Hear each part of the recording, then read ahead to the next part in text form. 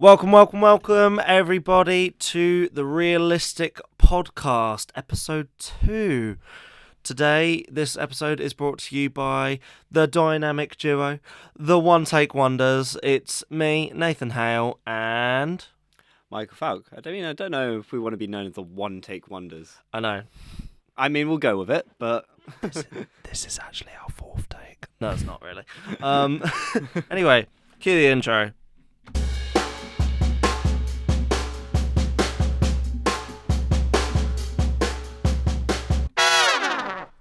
Alright, let's get straight into things. So, recently, I think last week on Friday, I believe, I don't know the exact day, Despicable Me 4 trailer came out.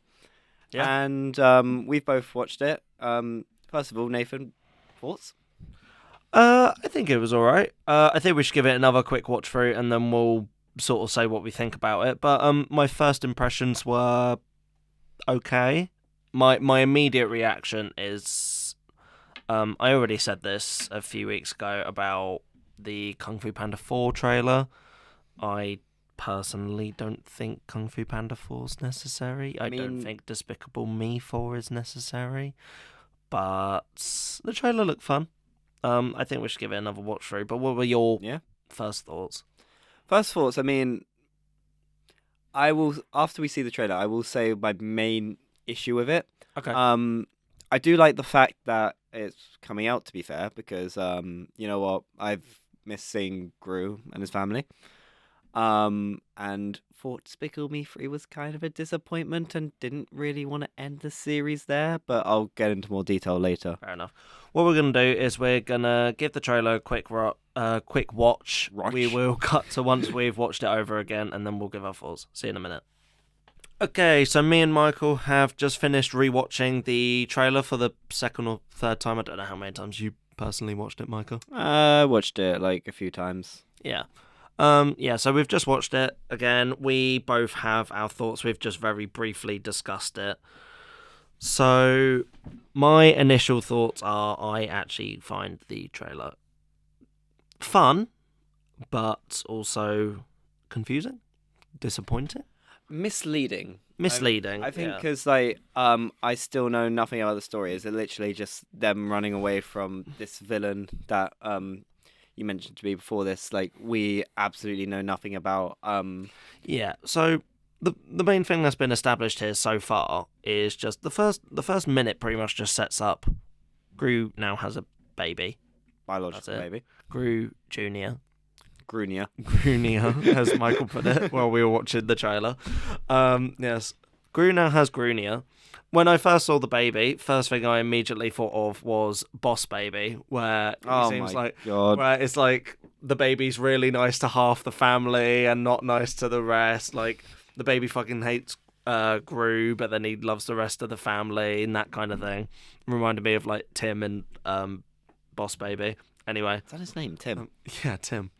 It was Tim the baby or the... No, Tim was the child. Right. Anyway. Doesn't matter. That's all I've really established. And we also just watched the Despicable Me 3 trailer. So this is what I was saying to Michael. My main problem with this trailer, the villain's voice is... the villain's name and the setup to the villain is mentioned so in passing that I didn't even pick up on the name. The first 2 times I've watched the trailer, I had to have Michael just tell me what the name was. What was the name, Michael? Maxime Lamal. Maxime Lamal. It comes up around about 50 seconds into the trailer. You do not see that villain again the rest of the trailer.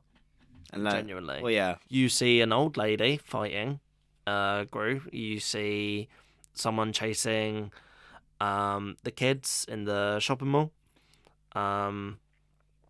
That's about it, really. Especially because I think you told me before about like 50 plus seconds of the trailer is just a minion shenanigans. Yeah, so this is something that this is one of my personal grudges with the film with the series, is I think it has started to go in this direction where it is relying too heavily on the aspect of the minions themselves. So when I watched through the trailer, I immediately picked up on the Minions being it for a long time. This is a 2 minutes 26 trailer. Bear in mind, let's say give or take 6 or 7 seconds of that is showing some credits and that kind of thing. Illumination presents, that kind of thing. So let's say it's 2 minutes 20. 53 seconds of that 2 minutes 20 trailer is just the Minions doing random shit, basically. Which is basically one of them half gets the stuck trailer. in a vending machine. One of them blows up the microwave with popcorn, that kind of thing. I appreciate the fact that this is obviously catered to a younger audience, obviously. Yep. It's catered... I don't know if this film's rated U or PG here in the UK. I would guess it would be PG, but yeah. But regardless, it still takes up a big chunk of the trailer to the point where I didn't even pick up on the name of the villain. Me and Michael then looked at the Despicable Me 3 trailer. We're 55 seconds into the trailer. All of it has been on the villain. It's all been about Balthazar Brat. Yeah. But it sets up the villain so much better. You hear the name. You see the get-up that he's wearing. You see that he's a bit more... bit more 80s and 90s themed, like he plays it a bit more retro. All I know about this new villain is that he's going around in this big mechanic lobster. Is he like a bug connoisseur or something? I don't know. I mean, know nothing about this.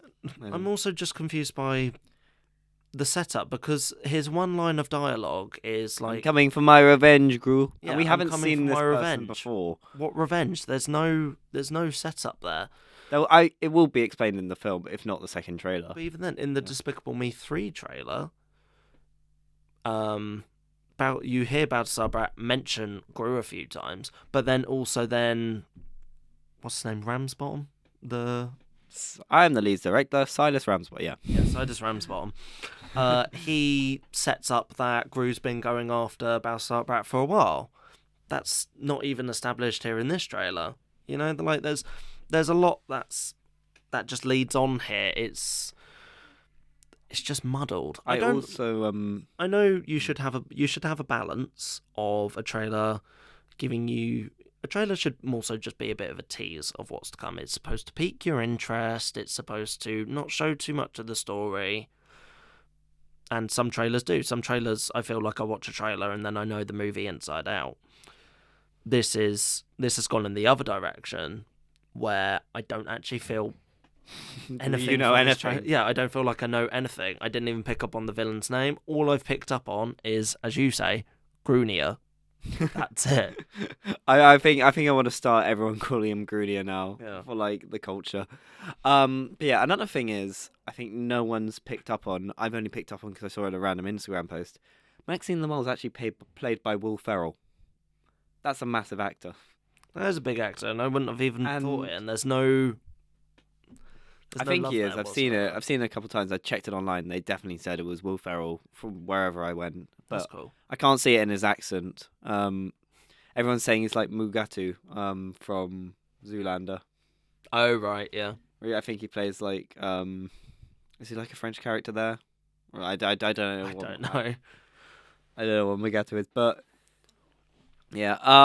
The thing is with Minions is that it's always gonna be about merchandise. Yeah. So this is something that I brought up to Michael before we started doing the podcast today. It's something that I wanted to talk about. I feel that the Despicable Me franchise, along with Minions, is starting to go in this direction where it is relying on the Minions. It is relying on merchandising.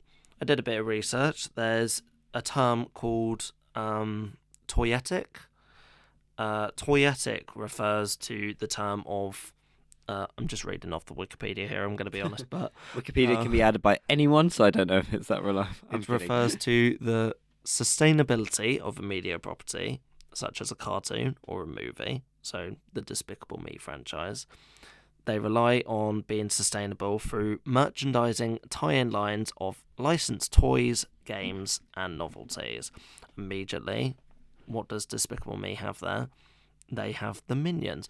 You've got, immediately I think of plushies, I think of toys. You've got a Minions mobile game that reminds me of like Temple Run or Subway Surfers, Oh that my kind God, of everyone thing. loves that game. Like Minion Run. Minion Run. That's I think it. it's actually.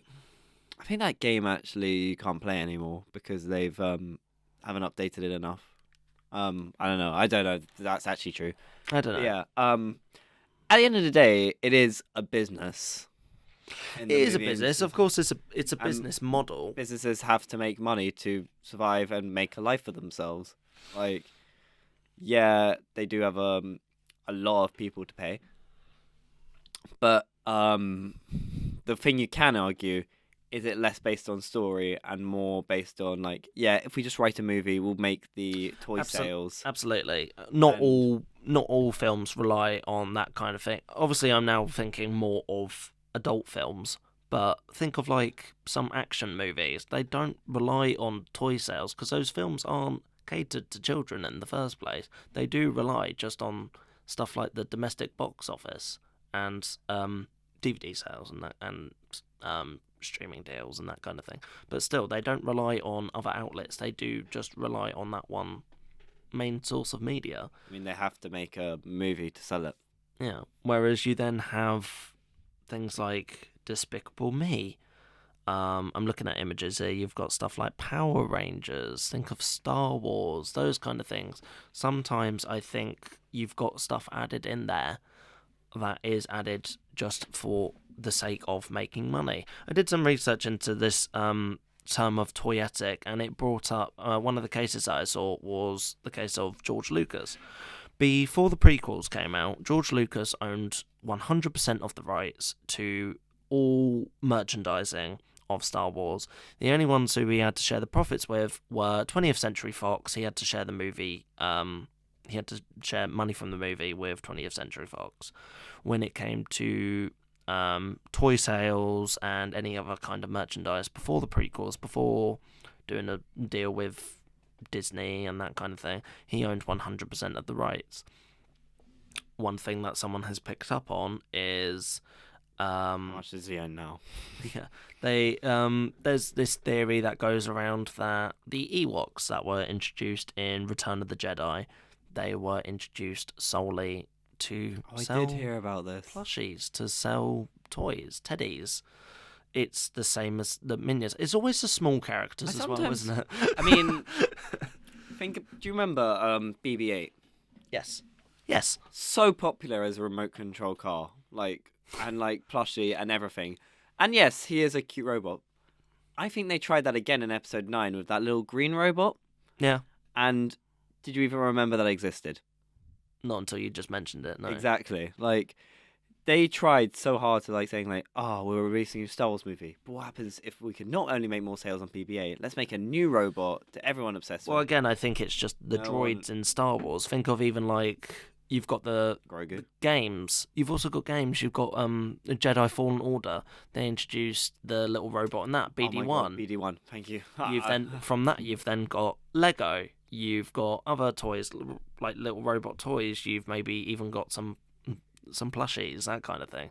Star Wars centers their toys around, okay, obviously you've got the main one, you've got lightsabers, but also you've then got stuff like the droids and that kind of thing.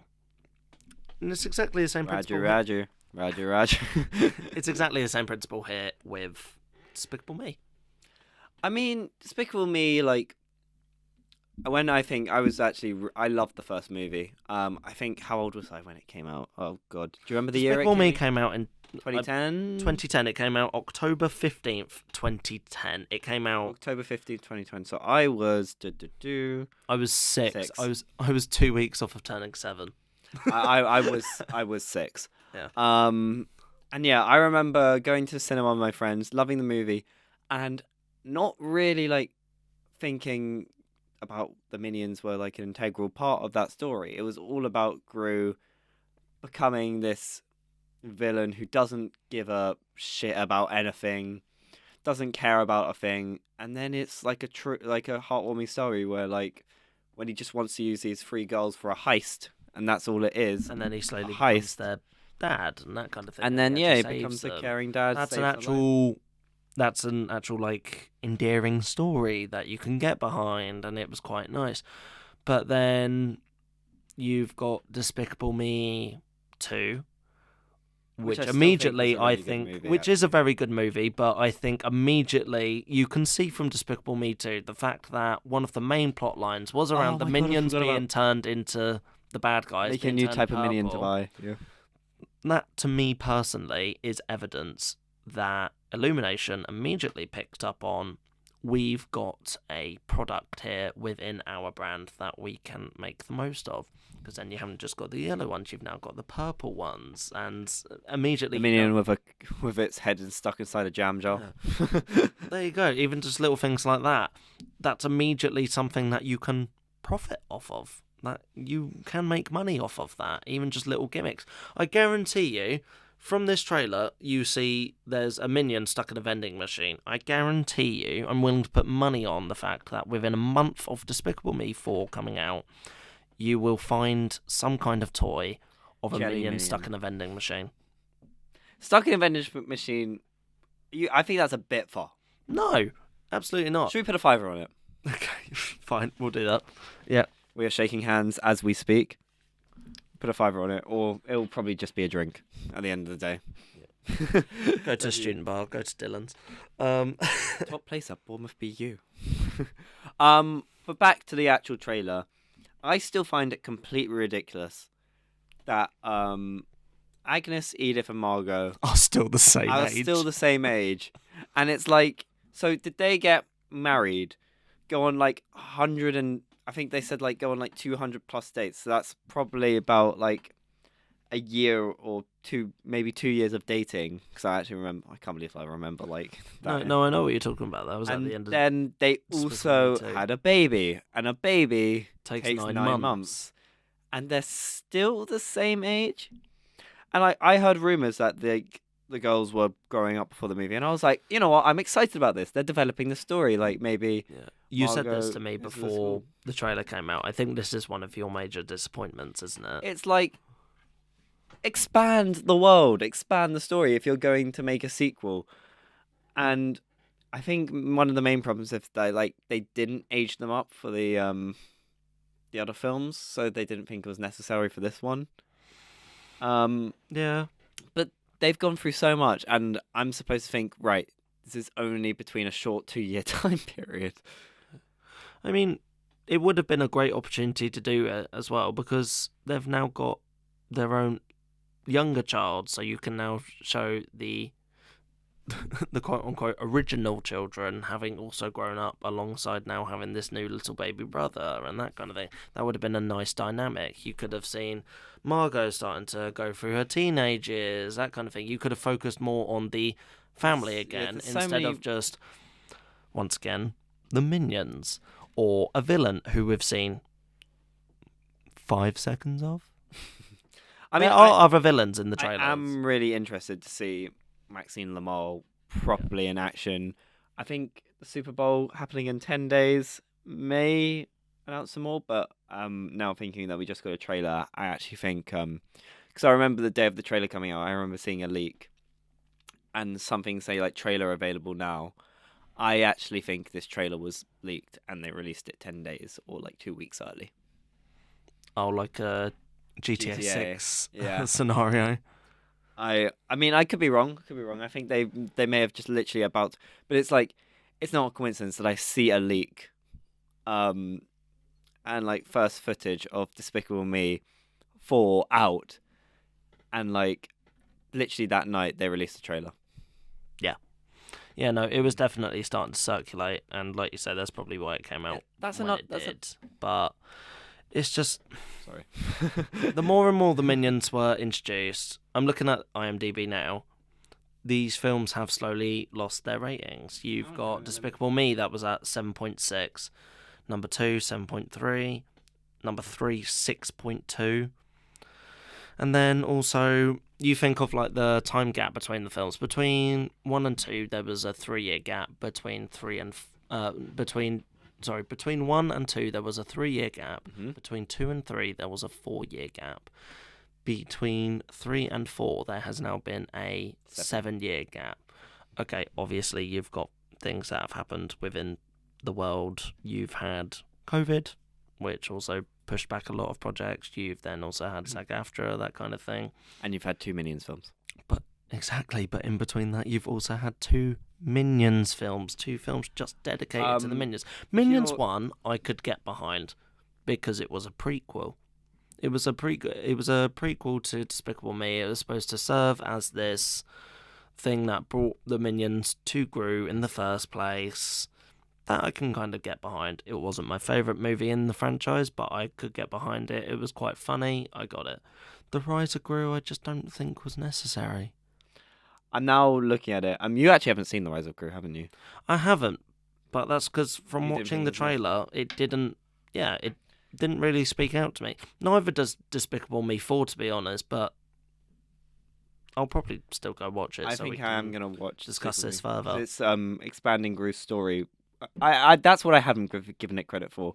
Gru and Lucy are now having their own child, and that is expanding their story quite drastically because it's his first biological child, and it obviously seems from the trailer that he's going to need to properly connect to this child because it doesn't seem like the child really likes Gru from the first scene. Yeah.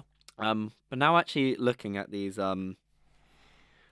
release dates, like including Minions Rise of Gru and Minions. So first one 2010, second one 2013, Minions 2015. Okay, so Minions came out before Despicable Me 3. Yeah, it did. Despicable Me 3 2017. And Minions Rise of Gru was 2022. Now that is 5 years, but it was originally supposed to come out in 2020. And then COVID hit, it was going to come out 2021, got delayed to 2022, and it finally actually released in 2022. And then there's a 2-year gap between these last 2 films. Also, it's crazy that 2022 is now 2 years ago.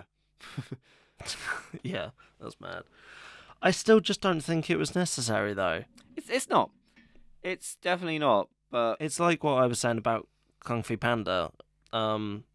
We spoke about this in quite big detail in an episode that we didn't actually end up releasing, because Michael messed up the audio. Michael messed up the audio. I messed up the audio.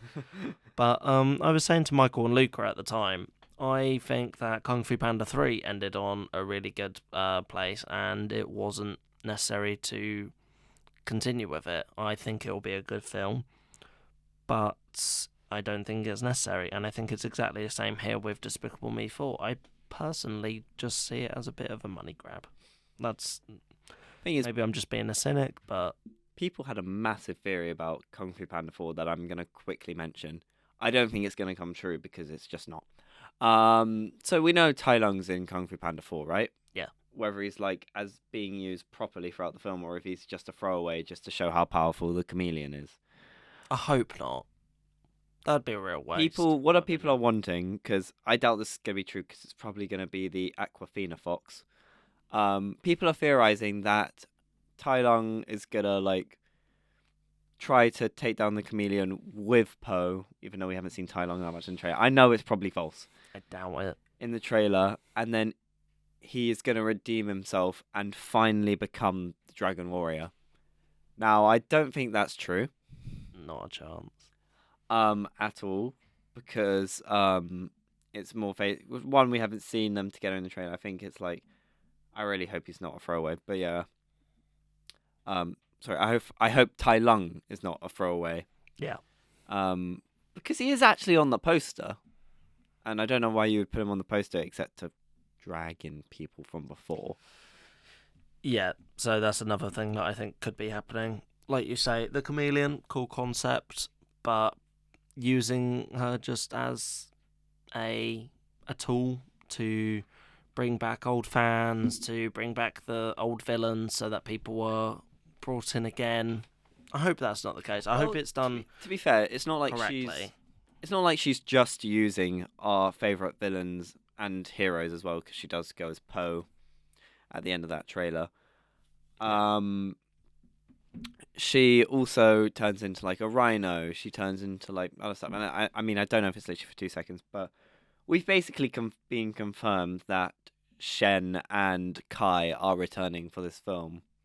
And I think Hans Zimmer is still scoring it. So anything to hear that that Kai music again. Dun dun dun dun. It's a very good. Dun, dun, Yeah, it's very good dun, dun, dun, dun, soundtrack. dun. But yeah, amazing.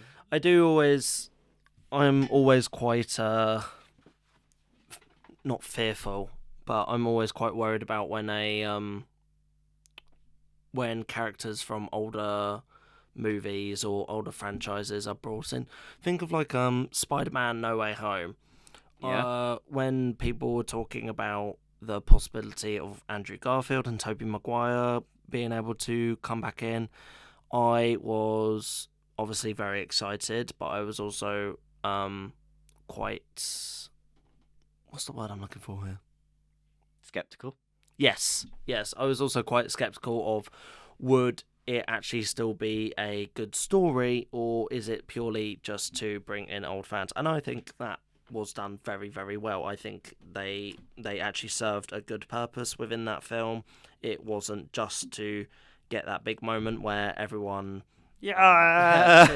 cheers in the cinema. It was actually a very good story, and I hope they do the same here with Kung Fu Panda. They were like mentors to Peter, like there, and I did really like the film. I also found it ridiculous that a secret couldn't be kept, because imagine the reaction if no one knew about Tobey Maguire and Andrew Garfield being in the film. But what do you think about what I'm saying with Kung Fu Panda 4? Do you think Tai Lung will be used properly, or is it just for the poster? No? Just for the poster. You reckon? Okay, actually saying that, they have brought back Ian McShane to, like, voice the character. Yeah. And they are going to have to give him a paycheck. So, why use... Sorry. Why use Ian McShane if...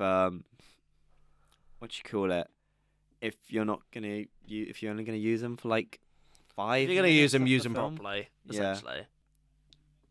Yeah. Okay, so overall we think the film's just not necessary. I mean, that's what Despicable Me is nowadays. It's just toyetic. I really think they should have just tried to age up the girls, because especially as I saw there was I don't know who that's not one more thing. I don't know who that girl is in the trailer, but I guess we'll find out in later trailer. Yeah. I think Despicable Me 4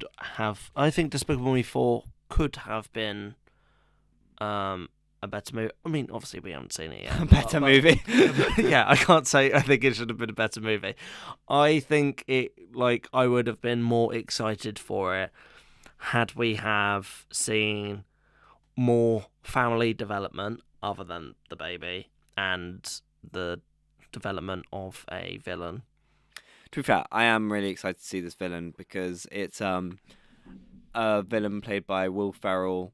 And I think Will Ferrell is really good at playing villains. Like, I think how the only other animated villain I remember him seeing was Lord Business, and I love Lord Business. From the Lego movie. Brilliant. What a villain. But yeah, it also reminds me of Megamind, and like Megamind versus Gru is something I've had in my head. But anyway, we get it.